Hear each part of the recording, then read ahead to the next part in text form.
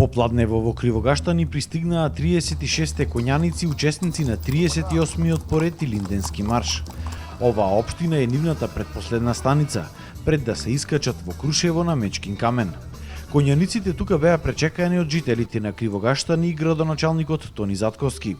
Учесниците на маршот до тука патувале 4 дена и велат дека се горди што се дел од еден ваков настан, кој што ја чува нашата историја и традиција. Да, јас сум веќе 6-ти пат. Меѓутоа сакам да кажам, од целото патешествие, Кривогаштани ни е кратко, ама најсладко пред конечното пристигнување на Крушево. Како поминавте по патот? Одлично, нема што да кажам, со песни, со ора, со пречеци, во сите места каде што пристигнавме, поминавме најтопло пречекани, така и овде. Овде ни е веќе трета година поред каде што навистина сме пречекани, не знам, немам зборови. Какво е чувството да се биде учесник на еден ваков Илинденски марш? Величествено. Нема зборови да се опише, треба да се доживее. По кој пат учествувате? 5-ти пат поред. Веќе искусен коњаник. Најмалку што може да направиме за нашите дејци е да одиме да се поклониме на Мечкин камен. На нивната само жртва.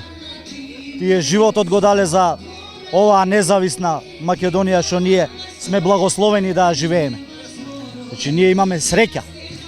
Тоа што тие не го доживеа, тоа што го бараа, ние го доживеа.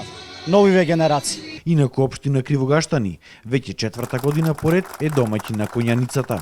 Да се биде учесник во едно вакво големо патриотско